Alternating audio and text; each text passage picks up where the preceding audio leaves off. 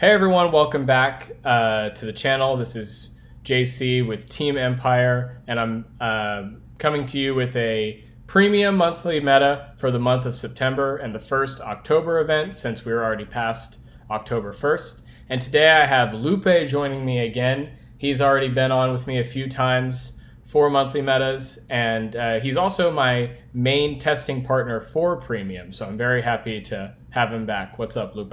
Hey guys, yeah, very glad to be back in a new monthly meta, especially premium this time. I'm actually very excited for this premium season, testing out a lot of different builds, and it's just a very interesting and exciting time.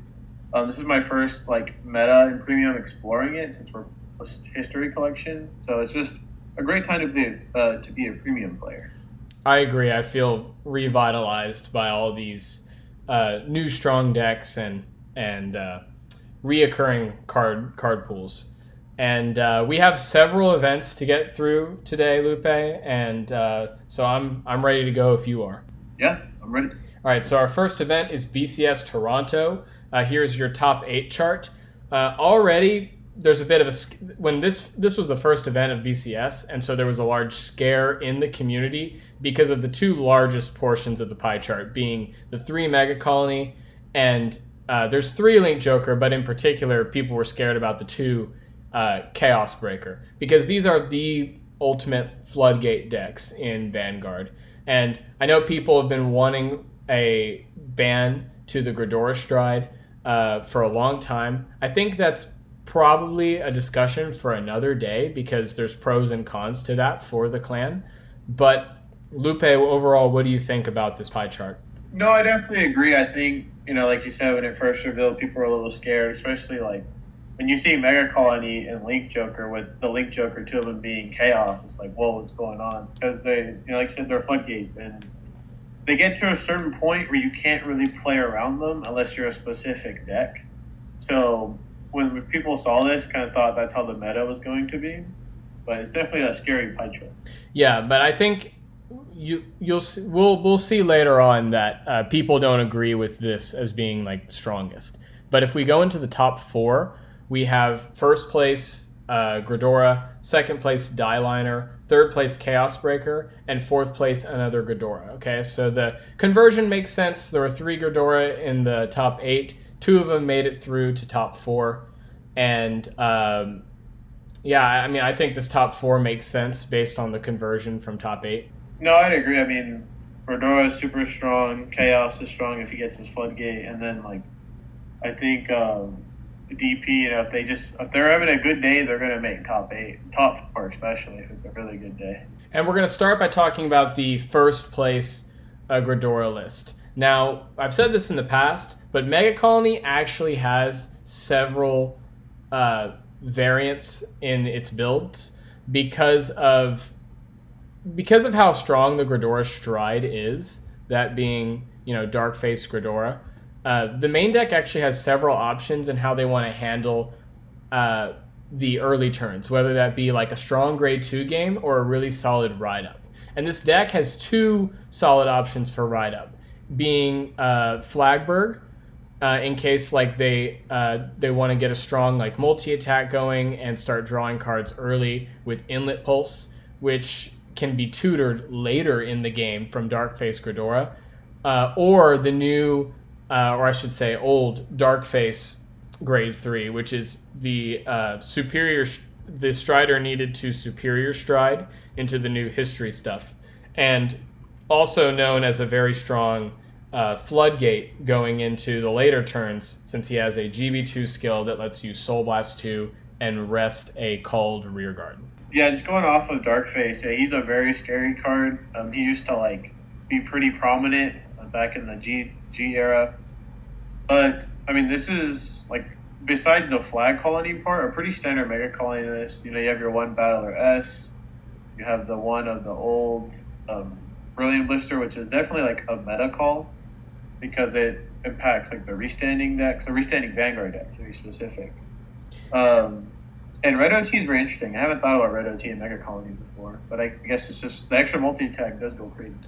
It definitely does, because this deck is 5 attack, but it's 5 attacks that are usually one card guards unless you get lucky with your drive checks.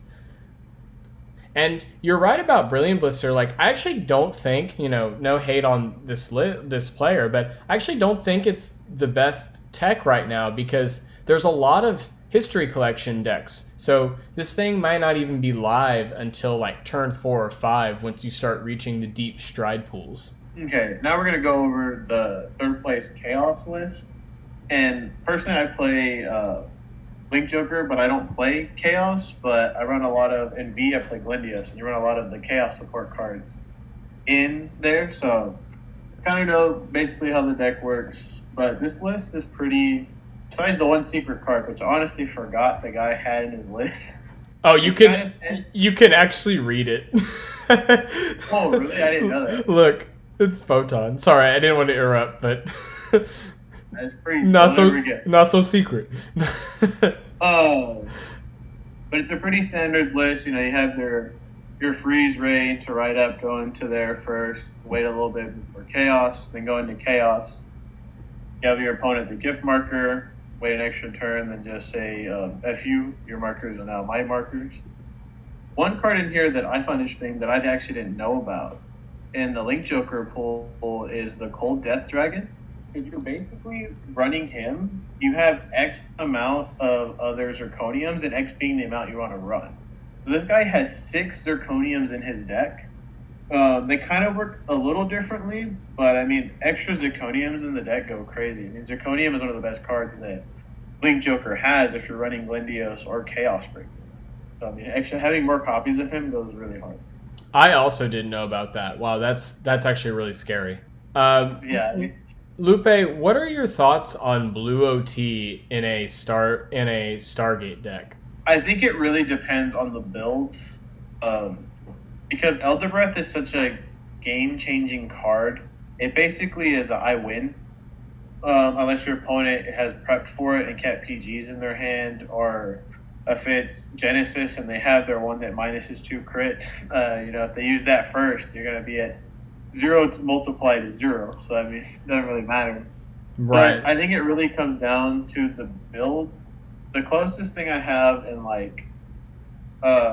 reference for a standard, because Heroes, for example, doesn't make the best use out of Elder Breath because of the way their attack pattern works, where they're moving a card up to the front row. So if you check Elder Breath, it's not going to get doubled, and neither its power nor crit.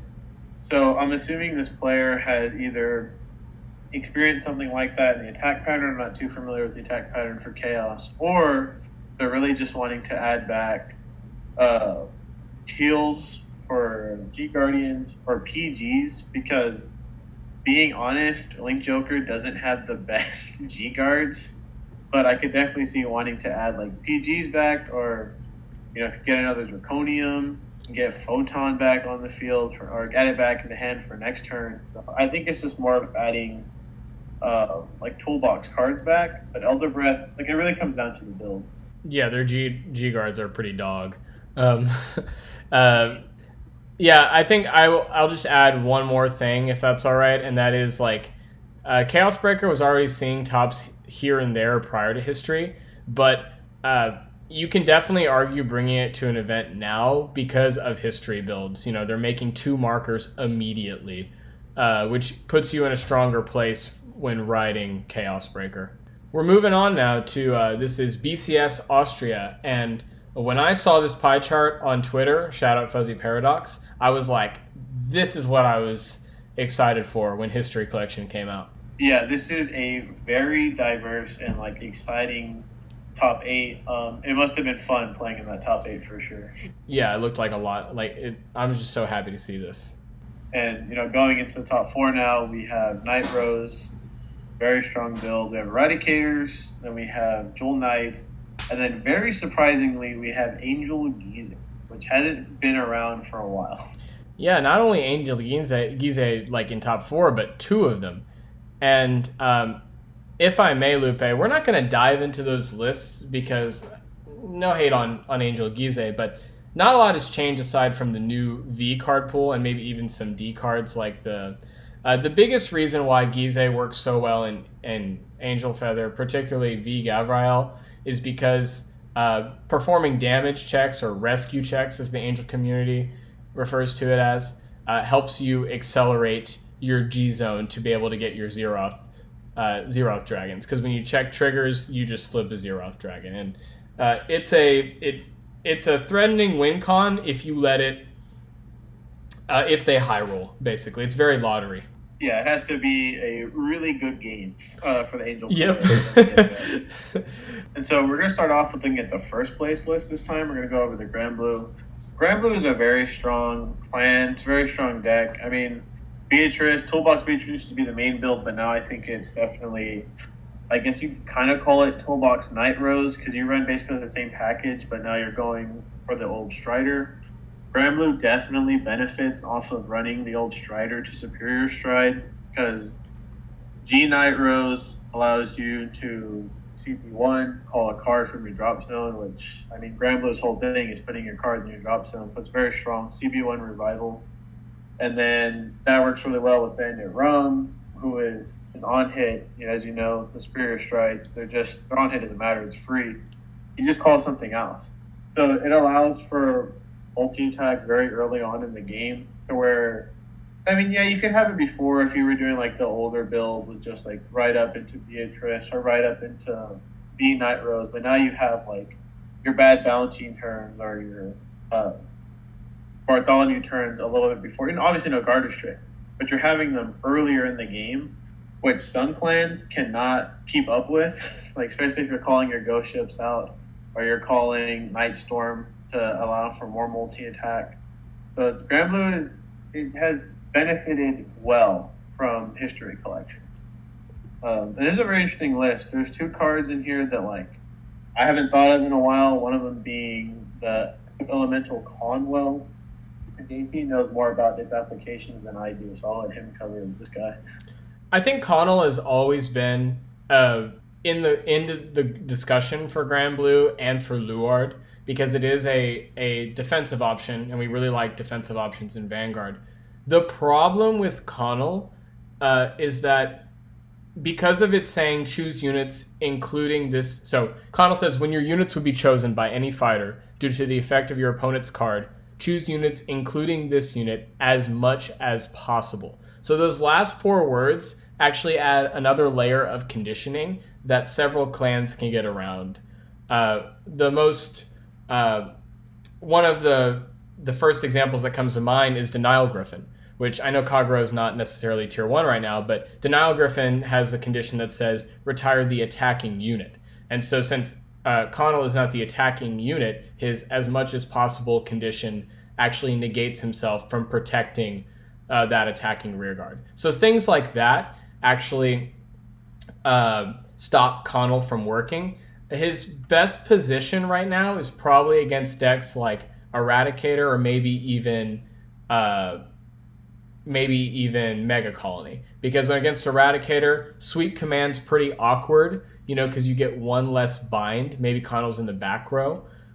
Even though I don't even know if it works against Sweep Command anymore, since Connell is not in the front row. So again, just awkward. He's a very awkward card, and when you're playing a Stoicheia deck, I almost wonder why not play something like Empex or Urgula, Lupe? Yeah, I mean, Impex, he is the more... So basically, Connell's slot is either him, Impex, or Urgula. And in my opinion, I think Impex is the strongest out of them. Just his protection in Standard is so strong. And I mean, giving that to Premium, especially when you're facing Eradicators, it's harder for them to get their bind zone, your bind zone, I mean, as big as they want it to be for their Sunburst turns. But regardless, this is like you said, this list just makes sense. And the only other thing we talked about, I know we keep bringing up Overtriggers, is playing the blue OT, which I think is probably a much more standard tech in something like a Stoicheia deck rather than a Brantgate deck. Yeah, I mean, I've thought about running it myself in my Grand Blue list because Less Favor is a really strong OT. The Bushido Less Favor, but one of the things that makes him really scary to run in a deck like Grand Blue is that you're milling your deck very quickly. You're going through it even faster now with eroded crits, allowing you to draw more cards. So, I mean, the draw 2 with Elder Breath, it can lead to deck out. and that's one of the main ways Grand Blue loses. You really kind of just lose to yourself. So you don't really want to have that. And JC brought up a good point. Running the blue OT actually lets you keep the critical trigger, or the crit, that Less Favor would give you already. And this lets you just even be more of a toolbox deck than you already are, because you're adding anything back you want, especially those heal guards, because Grand Blue's G guards are actually really good. So it just gives you those. It gives you access to those back. You can add PGs back. You can add whatever you want with it. So I think it's a really good option in a deck like Grand Blue. Yeah, love Grand Blue. It's always very fun talking about Grand Blue list. Next, we're talking about the third place Jewel Knight list. Now, I think Royal Paladins is a very fun list, especially for guys like our friend Steve, right, Lupe? Oh yeah, 100%. Jewel Knights is just, it gives you access to a lot of consistency, you could say, and a lot of cool interactions with the cards. And this Jewel Knight list actually isn't that different from what you would see prior to History Collection. It's actually very comparable to Eradicator right now, where they're just playing Eradicator things, but splashing in their History Striders. That way they have an extra ride-up turn. Or an additional ride-up other than what's in their archetypal pool. Because the only other thing that is played that's an alt-mile support card is the Suleiman, who is just the top 7 searcher for alt-mile. And, I think this alt-mile tech, it would be a great thing for our good friend Steve to try, considering that he is alt-mile is one of his favorite units, right, Lupe? Yeah, alt-mile, he's one of those units that he's really beloved to a lot of players in the community, but they feel like the V version just did him a great injustice, so they don't play him that much. Running the old version in your Jewel Knight build, I think, is the best way to still run your favorite card. And in case you don't know, Steve, this deck in particular has a very, very aggressive early game, which I know Steve likes a lot. And riding up to Alt Mile allows you to get any sort of tutor that you would like out of your deck, being a grade 2 card. You also have these new V promos that can help you find your ride targets or your attack targets. And then on your ultimate killer turn, you will ride Salome and then go into everyone's favorite card, Crystal Luster Dragon. Yeah, this card is super unfair. We love Crystal Luster. But regardless, I think all of those hit checkpoints for our friend Steve to start playing Premium. And Steve is also our editor, and so I'm sure this will help convince him to get into the format, right, Lupe? I hope so. If not this, there's always Youthberg Premium. Yes. Next, we have BCS Rosemont. Now, we have another very, very large portion of the pie chart taken up by a deck that people aren't too happy about in a lot of places. Right, Lupe? Yeah, this pie chart, that number of 5 is very reminiscent to last year's BCS season. Yeah. It's just a very strong deck. Yeah, the conversion was insane. And our top 4 chart shows first place was actually NLK. Second and third place were Narukami. And then fourth place was Steam Maiden. So let's jump over to some lists. We're going to briefly review the second place Eradicator list. We've already talked about Narukami quite a bit on this channel, so I'm just going to review what's new and what's still strong. This list in particular, pretty much all Eradicator lists now play Dragonic Vanquisher because Narukami's ride-up was not very good unless you were playing Dragonic Descendant, but now it is very good because of the stride setting up your opponent's bind zone. Like putting 2 cards in your opponent's bind zone from this probably guarantees that you have your opponent's at Thunderstrike 4, which opens up very strong lines for Bulwark, which is basically this clan's Denial Griffin. Beyond that, this list is playing Esper Idea. That way your ride-up turn has strong attackers that aren't just 9k bodies, and it uses Soul Blast rather than Counter Blast. And other than that, this list is pretty much unchanged. You can also like slightly decrease your consistency pieces if you're scared of multi-attack decks and put in something like Honolly. Though I don't think Honolly is super necessary in this deck, especially if you're accelerating your opponent's bind zone. But nothing much has changed for this clan other than the Strider. Yeah, I mean, like you brought up, if you're going into Honolly in this deck, at that point, it's an oh shit button more than it is like needed than for some other clans, I would say. All right, and now this list didn't make the top 4, but it's a very interesting list. We're going to go over the OTT.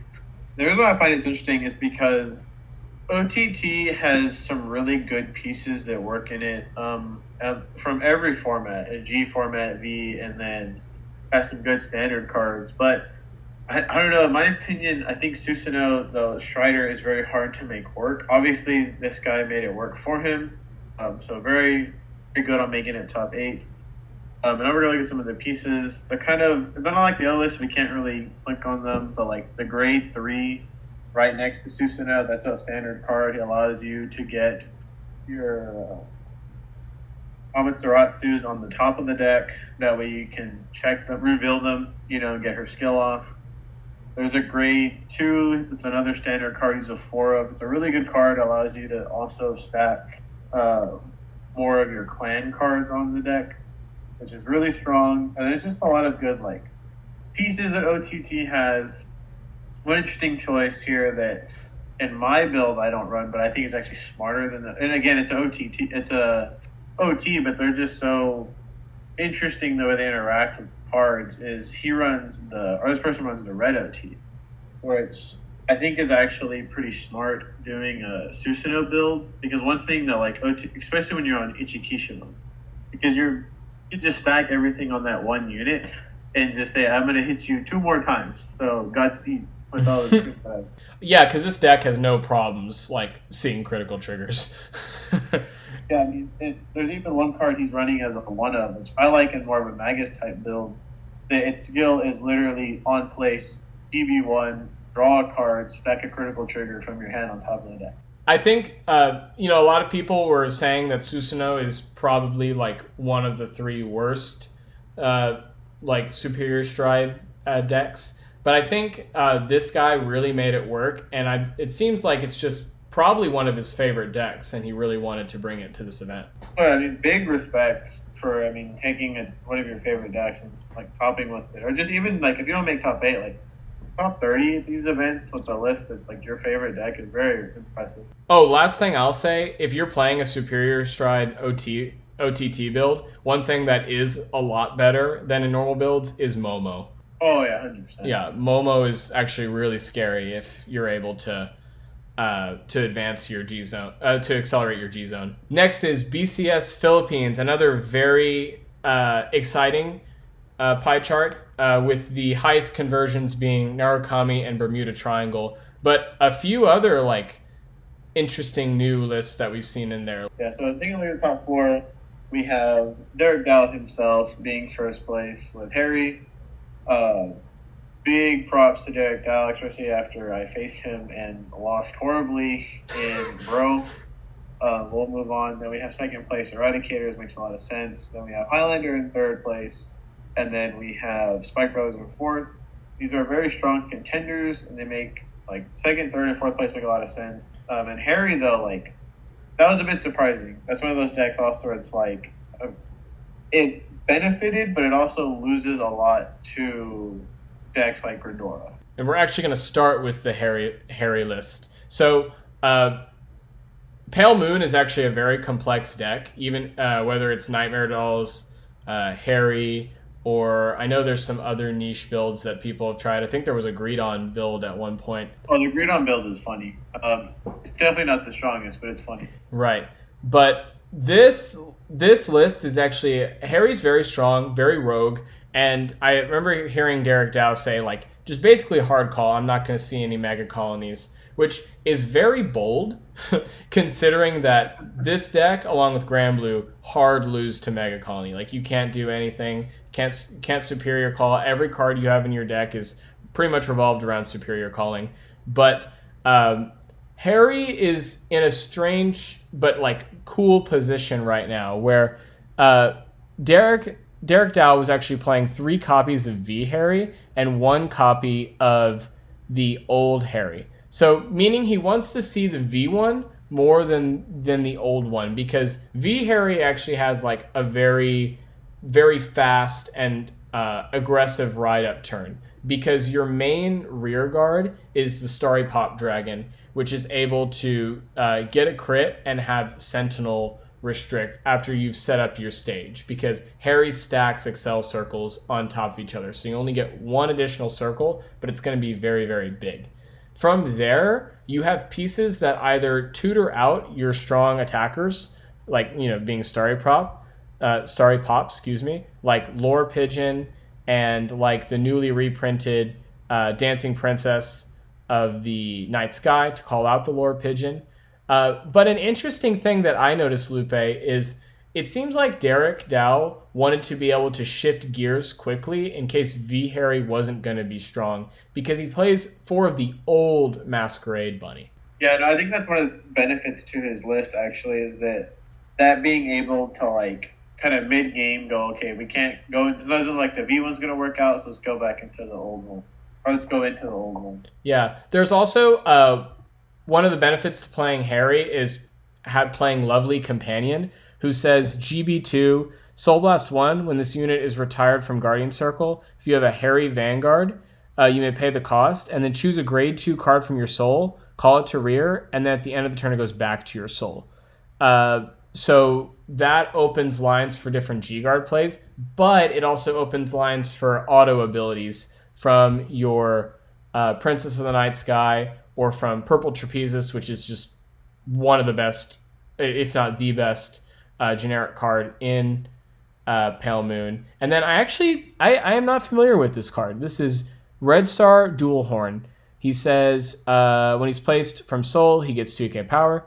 And then when he's placed on rear from your Soul due to the effect of your Magi ability, choose a card from your Soul, call it to rear in the same column as this unit, and the end of turn, putting your Soul. Okay, so just more lines of multi-attack. Overall, I think the deck is really strong, but this definitely looks complicated to play. And if you're going to play a combo deck like this, you need to test it a lot. Oh, yeah, this is not a deck you can just, like, put together and then roll up to that event and expect to do well. You really need to learn all the interactions that this deck can do with itself. And I'd say, if not all of the top decks, majority of them. Right, and the last thing I'll say is, even if you're not going to play this deck, you need to play against Pale Moon, any Pale Moon deck, just so that you can learn how to play around this G-Guard. This G-Guard is cracked. This G-Guard makes you put one of your standing rear guards into Soul, and it can actually just steal games. Yeah, the G-Guard is definitely one of the best ones that got printed from that set. It's actually a really insane G-Guard. This card is cracked, and if you don't know about it, then you some decks just lose. And now we're going to take a look at another list that didn't make the top 4 cut, but I think is very interesting because this is the second time we've seen a Messiah list in top 8. And I think it's a deck that I think has a lot of potential to make it into top 4. I think it'll definitely keep making it into top 8. It's actually what I am running competitively this season, so I really wanted to take a look at them. I'll look at one of them. This build is a little interesting. You do run a lot of like the old Messiahs because this is the Crest build, and Messiah benefits a lot from the Strider going into the Superior Stride Engine. The hardest thing about this build, though, is that you have to find the D series grade 1 Asleep Messiah, because your game plan kind of falls apart without it. The whole point of this deck is to get the Crest so that you're gaining more advantage than your opponent does. And so for that reason, you run 4 of that starter and you run 4 of Bird promo. Out of all the promos that the Clans got, it's one of the worst ones in my opinion. But you don't really use it for its first skill. You're using it for its second skill to get Asleep into your hand. Some interesting choices in this list, in my opinion, are this person's running 2 of Taser Large, or a log game. This is just a control option that usually is found in DP. It's a little bit interesting finding it in a Messiah list. It's a pretty smart tech, I would say. And another card that's interesting is it used to be ran in the old Messiah loop where he would just continuously get different Vanguard attacks, is the Remarkable Burst Monk. I haven't seen it in any Messiah list yet that I've topped besides this one, but this used to be a very key component, and I can see why he's running it, because the loop, while it's not as good, is still pretty strong. Just being able to CBO1 build top card of your deck, and if it's a grade 3, discard 2 to restand your Vanguard. I mean, restanding triple drive Vanguards goes crazy. Yeah, that's actually really scary. I did not know about that card. Yeah, I mean, this used to be very integral to the Messiah loop. Like, the Messiah loop could basically get like 6 Vanguard swings. It basically, if they got it, it was their game. Right. So having this card back in, I think that's why he runs the tasers, just for more grade 3s. But I think it's probably a little bit better to go with pure Messiahs, because there's other V or G Messiahs that do other things. Like they have Vanguard and Rearguard skills.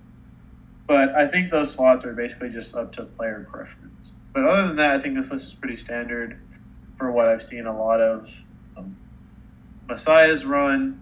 Again, Link Joker G units or G guards suck. Triads are very strong. If there's one I'd really want to highlight, it is... Oh, there's 2 actually. One of them is, you can do the SP version of it. It's the guy that takes rid of markers. So this guy, if you do not know about this guy, and for certain clients, this can just like steal the game from you. Because this guy's skill is on place, flip, and you get rid of all the markers that your opponent has, and like if they have gifts, you get rid of those. Or like not gifts. You're getting rid of gifts, but protects, what I meant to say. And you gain 10k and a crit for each of them. So for Excel decks like Aquaforce, you can just completely rob the game from them, basically, because all the gas that they had is gone. It's a very scary card. Or Murakumo. Yeah, like I straight up did that to JC once, and it definitely helped me. And then the other G unit I would take a look at is the one right next to it, that Messiah. So this Messiah is very interesting because it's kind of like a reset button, because you shuffle the deck and draw 5 cards, and at a certain point when you use it, it's just basically another like I win. Yeah. Oh, yeah. I mean, it's card destruction, but in Vanguard, which is a bigger deal in Vanguard, considering that you're there's no hand size limit. Yeah. Yeah. Actually, I think for a lot of people, I've heard that this is their main go-to most of the time. Yeah, he's definitely an addition I want to add to my G Zone. Of course, I don't have one yet, and they're all kind of like bought out, but maybe one day. Maybe one day, yeah. Next up, we have BCS Puerto Rico. Again, another very diverse pie chart. We see a couple clans keep popping up: Dimension Police, Narukami, Nubatama. But now we have 4 other slots coming in, and we're going to get into some of those other lists here in a second, but the top 4 in particular were first place Narukami, second and third place Highlander, and then fourth place a Gurgit list, which we've talked about Gurgit a little bit on this channel. Another clan that has additional builds thanks to the new history collection. So we're going to start off with actually the third place list, because out of the 2 Highlander lists, the second place one is like kind of the more standard one, which you kind of expect your opponent to be running. While third place is a little bit different, and in my opinion is like the stronger out of the 2. I know it kind of goes against what the pie chart is showing, but this build is definitely more greedy. But when it pops off, this deck I think is the strongest DP build you can have. And the reason I say that is because it runs the Zeal Engine. So the Zeal Engine, for people who don't know, is like an old ride chain. A lot of the clans have it. They got it in like the G era.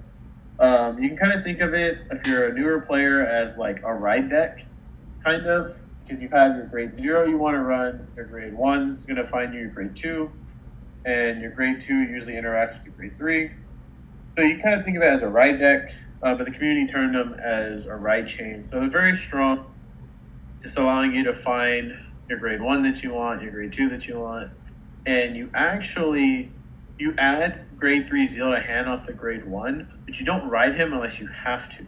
The reason why you add him to hand is so that you're going to ride Highlander, and then you just call Zeal from hand to field, and you use his on-play skill. It's a van or rearguard skill of when placed over the top part of the deck and call it to rear. The reason why this matters is because of our stride Unibird. So it just works to help fill Unibird's condition without wasting hand advantage because you're calling from the deck. And yeah, you don't know what you're going to call, but you can high roll into pieces like Eternity Chaser. You can high roll into Commander Laurel. You can high roll into Yell Sludge. There's just a lot of cards, or a Linka would be epic if you could high roll into a Linka. So it just allows you to turbo Unibird's condition while not wasting hand advantage. And one card in here that Standard introduced that this defined benefits from greatly is Forbidal. Forbidal, for those that don't know, is when it's played, you can add either 2 grade 3s to field that have their different names, or you can add a grade 3 and a grade 4. Grade 3 goes to field, grade 4 goes to hand. But the reason why this card is, in my opinion, broken in DP is because it basically says grab whatever you want, because majority of your deck is grade 3s. This allows you to run like less amounts of Dizoris and Taser, who are very integral like rear guards, because you can grab them from deck and draw. So before, when you would run like 4 and 4 of both of those cards, now you can run 2 and 2 like this person is doing and just play Forbidal and grab them anyway. I hate Linka. That's all I have to say. Like, hot take, this card may get hit one day. Yeah, I wouldn't be surprised if one day we find ourselves where it's like restricted to 1, because it's a very strong card. I mean, really the only card that can get around it is like Elementaria, or like if you Dismal your PG, but that's about it. I think 1 would be fair, but that's for a different discussion. Yeah, it everything looks pretty DP here, and very Zeal. All right, now I'm going to be talking about the 5th place Lard list, because this list is weird, but also kind of awesome. So when I saw Lard, I immediately thought, the pie chart shows Morfessa, which led me to believe, it's Lard. And it is, but it's a Dragfall build that runs the old Claret Sword for like a superior ride engine. And this list only plays 7 grade 2s, which is not unusual for Lard, but none of these grade 2s are really like consistency pieces outside of the Leofall, which he only plays 1 copy of. So in my eyes, this deck's strat is just to Omega high roll. Because your most consistent part of this is opening up with a Nemain, and then using Nemain to get through the deck and find something like an Ildana. And then Ildana can actually like dig really hard to find your old Claret Swords. And past that point, you get your superior stride off with Grim Recruiter, who's going to call any grade 1 from your deck, which based on the looks of it, it's either going to be Abyssal Owl, or if you're lucky and it's still in there, you can call Old Swordbreaker, which is a Soul Blast 1 to draw. And then past that, you're just doing Dragfall Lard stuff, which is striding for free to go into Morfessa. And sometimes, who knows, that might even be your first stride, depending on how things go. But this list is awesome, but scares me to death because, man, I think this guy had to have been G-assisting all day, Lupe. Oh, yeah. I mean, it's a very fun build to look at, but he was either G-assisting or he had the best day of his life playing this deck. Granted, he didn't make 4, but I just mean consistency-wise, he didn't have to worry about hitting his main grade 2s, the 2 of them that actually do Vanguard skills. He saw his grade 1s he wanted, he saw the grade 3s he wanted. Right. Well, it was a very interesting day. Well, and once you get to Morfessa, you're just doing normal Dragfall Lard stuff with Dagda.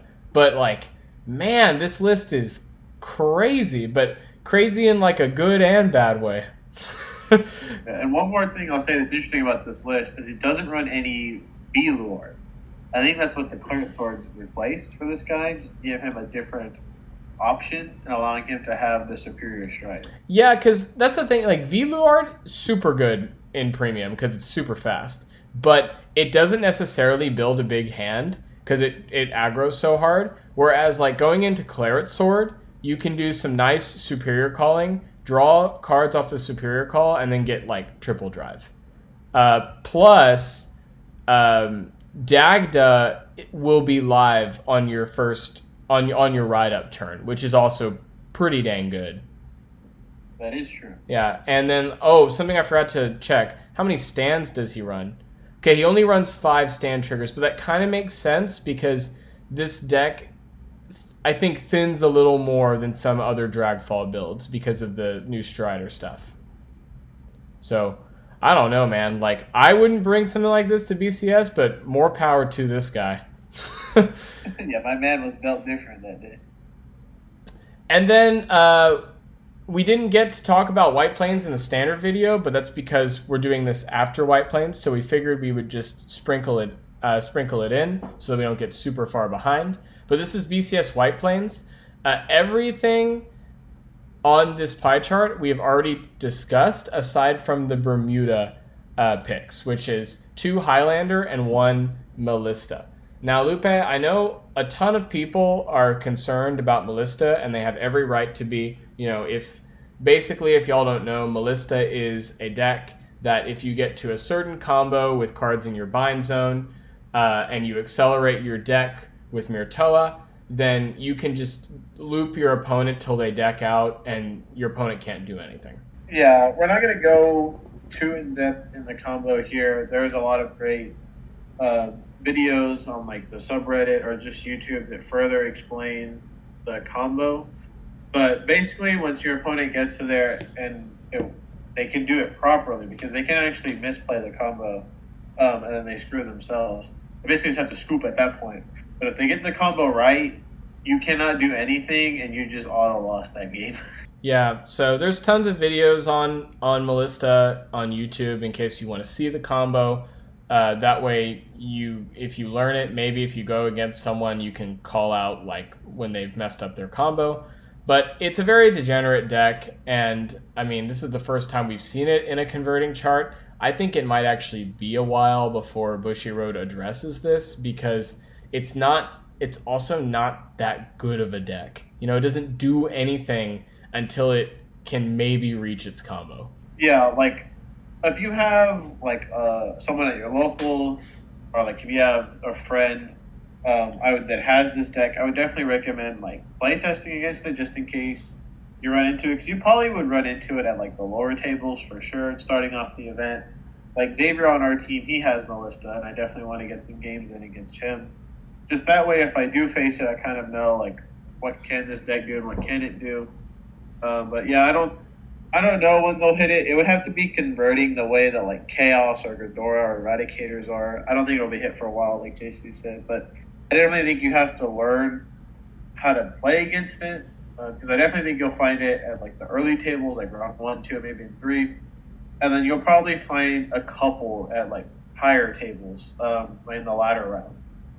But I would just play a couple of games against it. Definitely look up the combo, like JC said. That way, if they mess it up and you catch it, you may call judge. That way, they're not gonna make you lose the game because they messed up the combo.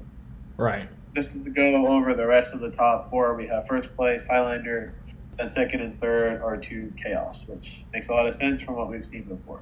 All right, and the only list we're going to go over is the first place Highlander list, which was won by Stephen Lee, who is a WCC member, and as far as I'm aware, plays this deck religiously. So has a lot of experience in it. I'm pretty sure he brought this to Worlds. And we've talked about Highlander in the past. Very good deck. I think it's definitely in a weaker place now than it used to be, because Ride Down isn't exactly the way to go ever since the Steam Maiden hit, because that definitely was, I think, the strongest Ride Down deck. However, this deck can still just like high roll you out of existence. If going first, they hit something like a Nesca, because it just opens up a lot of advantage for a lot of gifts, or even Lara. Like, this card is absolutely cracked.